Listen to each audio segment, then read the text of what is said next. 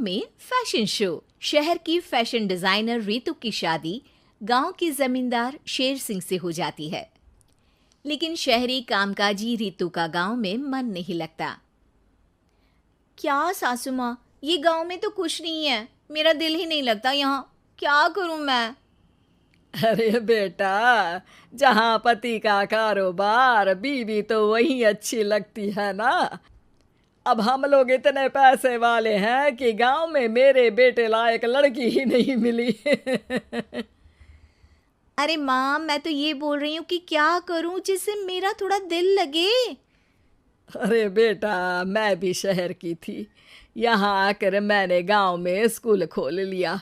बच्चों को पढ़ाती थी तो मन लग जाता था।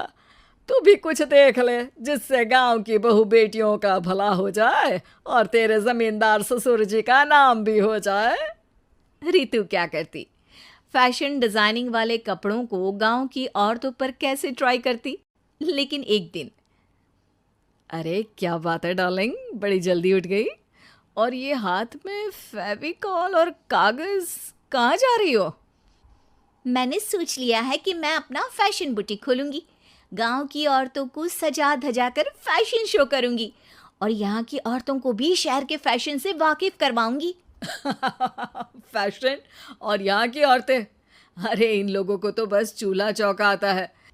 खाली समय में एक दूसरे के सर से जुएं निकालती हैं या फिर अचार पापड़ बनाती है। इन लोगों के बस की नहीं है फैशन को समझना।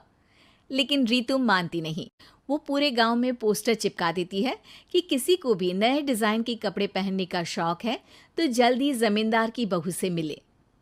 लेकिन रितु की दुकान में 2 दिनों तक तो कोई आता ही नहीं। पर एक दिन, अरे कमला, क्या हुआ, क्या देख रही हो? ये पुतला देख रहा है दीदी। क्या दिख रहा है इसमें ऐसा?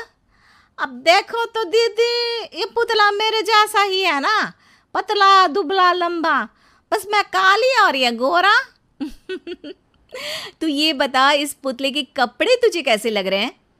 अरे कपड़े तो बहुत ही सुंदर है दीदी, लेकिन तू ना बस कल इसी समय आ जाना और अपने जैसी 2-3 और को भी ले आना। अगले दिन कमला 2 लड़कियों को लेकर आ जाती है। रितु उन लोगों को अपने हाथ के सिले कपड़े पहनाती है और घर भेज देती है।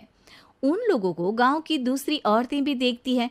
और फिर क्या, अगले दिन रितु जब दुकान खोलती है तो सामने बहुत सी औरतें उसके बनाए डिजाइनर कपड़े पहनने को तैयार खड़ी होती हैं।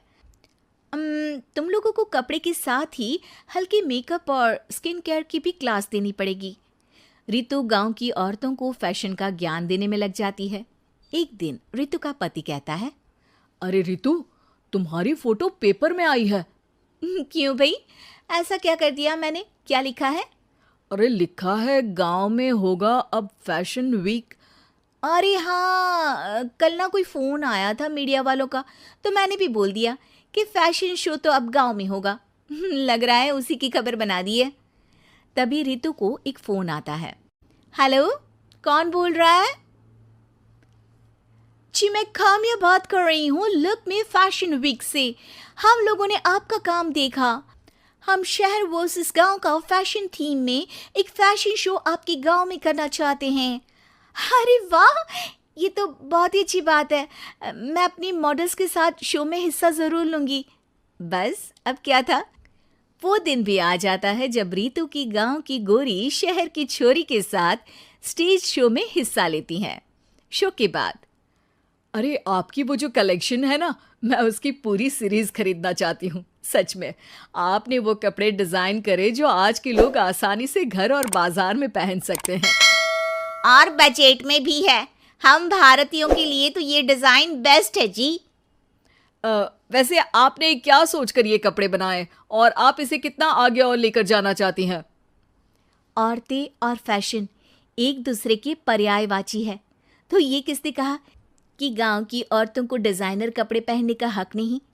मेरा मानना है कि शौक सभी औरतों में होता है। ज़रूरत है तो बस उसे जगाने की, उनके हिसाब और बजट के कपड़ों की जो मैंने बनाए और सबको पसंद भी आए। अब रितु का गांव हर जगह प्रसिद्ध है, ना सिर्फ रितु के लिए बल्कि वहाँ की औरतों की फैशन के लिए भी।